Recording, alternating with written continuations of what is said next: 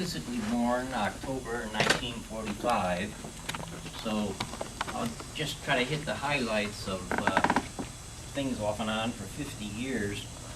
The main thing I'm thankful for is my parents sent me to a Sunday school probably from around the time of third grade, but being the kind of a scientist mathematician that I was and am, I decided around ninth grade that, well, I've had enough of this, doesn't do any good for me. So in college, my attitude basically was, if you have a problem, all you got to do is analyze it thoroughly enough, and the answer, the resolution will become evident, because that's the way the world works. But then I did run into a number of different problems, and one, I grew up Akron, Ohio. I went to college near Chicago, and then when I got married, we lived in a suburb of Chicago. And what happened around 1982 in that area, both of my parents just ill from old age and a number of things. I guess my dad's smoking was a big deal too. But anyhow, it became evident that if we left my father in the house with my mother trying to take care of him, they'd both just get worse because they both were very ill. So I went from Chicago to Akron, and my brother was right there in Akron, and my sister came from Vermont.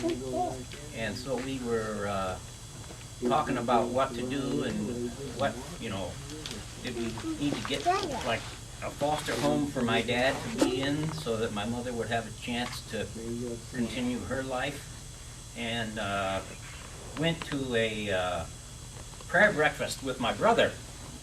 And while we were there, talking with my brother's pastor, he asked me directly, Jay, is Jesus your Lord and Savior? And it kind of struck me. I didn't realize. I realized it was more important than I wanted to recognize. And for some reason I did answer yes. And then fortunately later that afternoon, I realized that that was a very serious question and a very serious answer, and I better be careful about it. And decide, did I really mean yes, and what should I do about it, or did I really not mean yes, and what did that mean? And fortunately for me, God made it clear to me that yes, you are saved, Jay, and now you better do what you better do to follow up with it properly. So when I got back to Chicago, I talked to a couple people about it. Unfortunately, my wife wasn't very interested in it. But first thing I did, I was working near downtown Chicago, went to one of the big department stores in downtown Chicago, and I bought a Bible. And some of you that know how bookish and how much I love books and things, while I was picking a Bible and thinking about it, then of course the next question is, where do I start?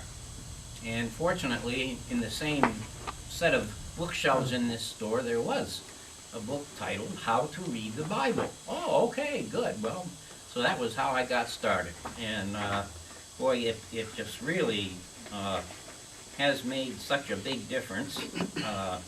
Just been frustrating that it never got through to my wife, and we're divorced now, but that's another story.